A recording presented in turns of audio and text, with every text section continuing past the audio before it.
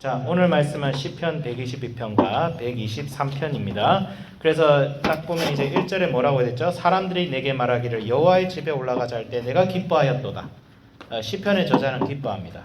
여호와의 집에 같이 올라가자라는 거예요. 그러니까 여호와의 집이 뭘까요, 여러분? 여호와의 집이 뭐예요? 하나님의 집이 있어요?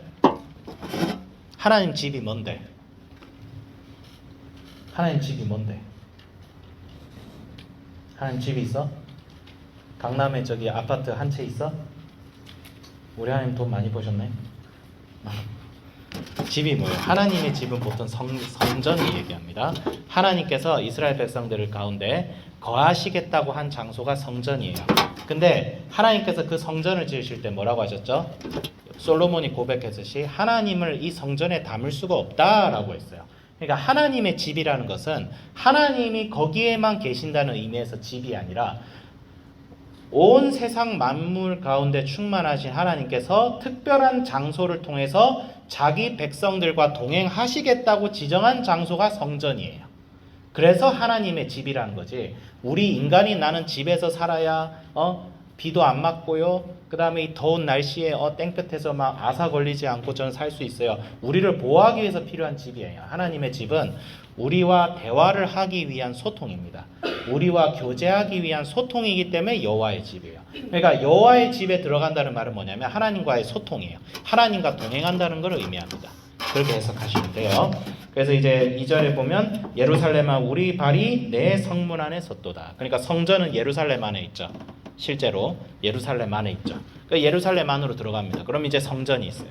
그 성전으로 가는 게 이 저자는 기쁘다는 거예요. 같이 가니까 기쁘다. 왜? 예루살렘은 너는 잘 짜여진 성읍과 같이 건설되었도다. 물리적으로도 예루살렘은 잘 건설이 되었겠죠. 근데 이게 다윗 시대인지 느헤미야 시대인지 잘 모르겠어요. 느헤미야가 성벽을 이제 완공했잖아요. 근데 높은 확률로 아마 포로기 시대 때 이 시편이 지어졌다라고도 할 수 있겠죠. 4절 지파들 곧 여호와의 지파들이 여호와의 이름에 감사하려고 이스라엘의 전례대로 그리로 올라가는 거다. 또다. 성전에서 예배를 드리죠. 제사는 성전에서 드립니다. 하나님의 말씀 읽고 기도하는 것은 어디서나 할 수 있어요. 거기를 회당이라고 해요. 요즘도 유대교 회당 있죠. 저기 미국에 가면 유대인들 많이 살아요. 그래서 뉴욕주나 이런 데 보면 교회보다 유대교 회당이 더 많을 때도 있어요. 어느 지역은. 유대교 회당이. 그걸 시내고그라고 하거든요. 유대교 회당에 가면 유대인들이 이제 구약 성경, 특히 토라를 두고 암송하고 그걸로 설교 듣고 해요. 우리와 똑같이 예배 드립니다. 근데 거기는 예수님이 없고 신약이 없어요. 메시아가 하지 않았다고 가르쳐요. 그리고 거기서 제사 지내요? 제사 안 지냅니다. 현대 유대교는 제사 안 지냅니다. 왠 줄 아세요? 성전이 사라졌어요. 그럼 지금 유대인들은 뭘 기다리고 있냐면 성전이 다시 지어져서 우리가 다시 하나님 앞에서 제사 지낼 수 있는 날을 원해요. 희한하죠? 지금 유대인들 제사 안 지내요. 엄밀히 말하면 율법 못 지키고 있어요. 지금 2000년 동안 제사법을 못 지키고 있어요. 왜? 성전이 없어졌거든. 지금 예루살렘에 성전 없어요. 지금 예루살렘에는 알-아크샤 사원이가 이슬람 사원은 있어요. 성전이 2000년 동안 없어졌어요. 그래서 지금도 이제 이스라엘이 다시 회복될 것이다 라고 믿으시는 분들은 거기다 성전 지으려고 난리를 치고 있잖아. 예. 근데 우리는 뭐예요? 자, 그럼 하나님의 성전은 지금 어디에 있어요? 지금 하나님의 성전이 뭐야? 지금 하나님의 성전이 뭐야? 너 아까 답 얘기했어. 네 입술을 보면 알 수 있어. 아니야? 여기 나와서 발표할래? 여기서 얘기할래? 뭐라고 했어? 아까 얘기했잖아. 성전하니까 미음으로 시작했잖아. 그래, 네 마음이야. 네 마음이 성전이야. 잘 얘기했어. 우리 모두의 마음이야. 네 마음만은 아니야. 알겠지? 제 마음만 성전이에요. 그러진 않겠지만 Your heart is a sanctuary, temple. 그런 거죠. 마음이 성전이에요. 하나님께서 여러분 마음에 거하시면 그 거하신 곳이 성전이에요. 성전은 바로 여러분 자신입니다. 그래서 우리가 우리의 육신으로 죄를 범하는 것을 바울이 엄하게 얘기하면서 뭐라면 하나님의 성전을 모독했던 이스라엘 백성들이 그 성전으로 인해서 죽임당하는 걸 보지 못했느냐 그 얘기하는 거예요. 옛날 고대 이스라엘 율법에 따르면 지성소에 함부로 들어가면 죽었어요. 근데 우리가 하나님의 성전인데 우리가 하나님 여호와의 이름을 가진 자로서 죄를 저지르면 그것은 당시 유대인들이 성전을 범하는 죄와 같다는 거예요. 한마디로 죽는다는 거예요. 죄 함부로 짓지 말라는 거예요. 예수 믿고 아무렇게나 살아도 돼. 이거는 그냥 자살행위예요. 자살행위. 왜? 우리 자체가 이미 성전이 되는데 우리가 하나님의 신앙 양심을 가지고 하나님을 슬프게 하는 행위를 한다면 이거는 구약의 백성들보다 더 큰 죄를 저지르는 것이다. 이런 거예요. 물론 회개해야죠. 회개 안 하면 어떻게 돼요? 인생이 굉장히 고달퍼집니다. 여러분이 하나님의 백성인데 하나님 말씀대로 안 살면 인생이 고달퍼져요. 그런데 이 시편의 저자는 하나님의 성전을 사모하죠. 왜? 하나님과 동행하면서 살아가는 삶이 얼마나 아름답고 기쁜지를 아는 거예요. 그래서 여러분들이 예수님 믿고 신앙생활 하는 것을 율법적으로 여기면 안 됩니다. 여러분이 기도하고 여기서 예배드리고 때로는 목사님 설교 졸립잖아. 솔직히 지루하잖아. 근데 우리가 이런 예배를 하는 것은 하나님과의 동행하는 삶이 여러분 삶의 기쁨이 되고 즐거움이 되고 행복이 될 수 있기 때문이에요. 근데 아직 그것이 행복하게 느껴지지 않는 것은 여러분 마음속에 아직 하나님께서 계시지 않거나 계시긴 하는데 여러분이 아직 그것이 성숙하게 나타나지 못했어요. 그러면 은혜를 더 구하면 되는 문제예요. 그거는 은혜를 더 구하면 되는 문제고, 그래서 이제 6절에 뭐 예루살렘을 위하여 평안을 구하라. 예루살렘을 사랑하는 자는 형통하리라. 그래서 여기서 형통이 나옵니다. 형통이 뭐냐면 내가 해야 될 일들이 잘 되는 거예요. 여러분이 PT를 쳐가지고 통과했어. 그럼 여러분이 형통한 거야. 페일했어?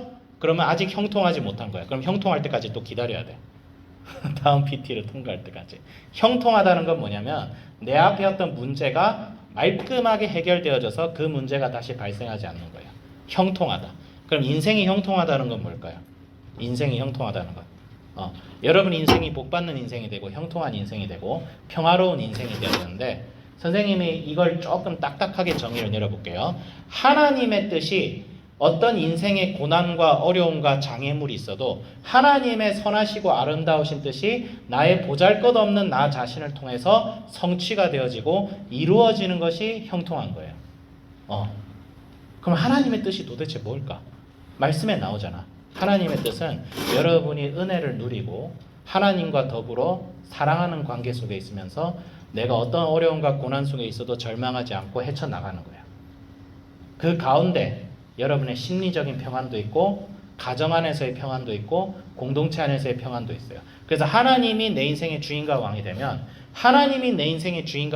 내가 속한 가정에 반드시 평화가 임합니다. 내가 속한 공동체 속에 평화가 임하고요. 내가 속한 인간관계 속에 평화가 임해요. 다툼이 없어져요. 다툼이 생기지만 금방 극복해요. 하나님이 인생의 주인과 왕이 되면 그 가정은 절대 이혼하지 않습니다. 두 사람 다 하나님이 내 인생의 주인과 왕이 되면. 선생님이 이혼 얘기해서 미안해요. 각자 가정마다 다른데 선생님이 정죄하는 게 아니라 어떤 공동체든 간에 하나님이 주인과 왕이 되지 않으면 교회라 할지라도 다툼과 분쟁과 위선과 거짓이 판을 치는 거예요.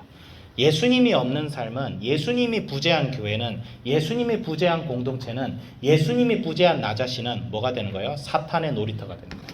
거기에는 평화가 없어요. 분쟁이 있고 다툼이 있고 증오가 있고 질투가 있고 남을 함부로 평가하고 남의 단점은 너무 크게 보이는데 내 자신, 내 꼬라지는 보이지 않아. 소크라테스가 말했죠. 네 꼬라지를 알라.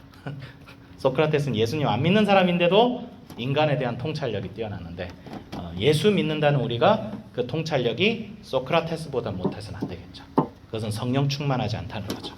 그래서 성전에 이제 213편은 뭐예요? 하늘에 계신 주여 내가 눈을 들어 주께 향하나이다. 상전의 손을 바라보는 종들의 눈과 같이 여주인의 손을 바라보는 여종의 눈과 같이. 그래서 여러분이 하나님을 대할 때 하나님은 여러분의 친구가 되길 원하시지만 여러분 그렇다고 하나님과 맞먹는 존재는 아니에요. 여러분이 하나님 앞에 취해야 될 태도는 마치 나의 생사 여탈권을 쥔 주인을 바라보는 종의 모습을 가져야 됩니다. 여러분 하나님은 여러분 인생의 주인이십니다. 하나님은 단순히 여러분 인생의 사장님도 아니에요. 주인이에요. 왕이에요. 하나님은 여러분이 절대적으로 순종하고 복종해야 될 대상이에요. 그러니까 한마디로 말할게요. 하나님 까라면 까야 돼요. 군대의 용어잖아. 까라면 까. 뭔 말이 많아. 그런 말이 있잖아. 사람이 사람한테 그렇게 하면 안 돼요. 그런데 하나님은 그런 대상이 되어야 됩니다. 그런 순종의 삶을 제대로 살아가느냐 마느냐가 성화의 기준인 거예요. 그거 제대로 살아가지 못하면서 우리 하나님은 사랑이 많으시니까 봐주겠지. 하나님은 봐주진 않습니다. 여러분을 인내하고 참아주시고 여러분이 훈련되도록 이끄신 분이지만 봐주진 않으세요, 여러분. 하나님은 반드시 홀이라도 남김없이 갚아가십니다. 여러분 인생 속에서. 왜? 하나님의 선하신 뜻이 여러분을 통하여 성취되기로 하나님께서는 계획하시고 작정하셨거든요. 그래서 하나님께서는 여러분의 인생을 끝까지 잡으시고 놓지 않으세요. 놓지 않으세요. 저 사람 교회 다니다가 이제 예수 안 믿는데요? 처음부터 예수 안 믿은 거야. 처음부터 하나님의 손을 잡지 않은 거예요. 그렇게 우리는 봐야 돼요. 그래서 적용을 하자면 예수님이 내 인생의 주인과 왕이 반드시 돼야 됩니다. 알겠죠? 예수님이 내 인생의 주인과 왕이 되어지고 예수님이 나를 구원하신 하나님이시자 나의 주인이고 나의 왕이시고 내 인생의 모든 결정은 그분의 뜻에 따라 이루어진다는 것을 내가 맹세하고 결단을 내려야 돼요. 조선시대 왕 앞에 신하가 왕에게 충성하듯이 여러분 하나님께 충성돼야 됩니다. 여러분 충성돼야 합니다. 하나님은 여러분의 선거로 통해서 뽑으시는 분이 아니에요. 여러분의 왕이십니다. 여러분이 설사 믿지 않아도 그분은 여러분의 왕이십니다. 왕으로서 처벌을 받을 것인지 왕의 은혜를 받아서 구원받을 것인지 그 차이일 뿐이에요. 여러분의 인생은 하나님 없이 살 수가 없어요. 이미 하나님의 손바닥 안에 있어요. 그것을 인정하고 주님 편에 붙들 것인가 말 것인가의 문제에 불과해요. 여러분 인생 여러분 스스로 통제할 수도 없고요. 여러분 인생 여러분 스스로 살아서 행복해질 수도 없어요. 없어요. 그렇기 때문에 예수님을 내 인생의 주인과 왕으로 삼고 예수님과 동행하는 삶을 살아서 여러분 인생 속에 평안과 행복과 형통함이 가득하게 해서 정말 어떤 어려움과 고난이 있어도 승리할 수 있는 우리가 됩시다. 기도하겠습니다. 하나님 아버지 감사합니다. 주님이 우리의 삶 속에 평안과 화평을 허락하여 주시옵소서. 예수님을 내 인생의 주인과 왕으로 섬기게 하옵소서. 성전으로 올라가는 저자의 기쁨처럼 하나님과 동행하는 우리의 기쁨이 차고 넘치게 하여 주시옵소서. 감사드리며 예수님의 이름으로 기도드립니다. 아멘.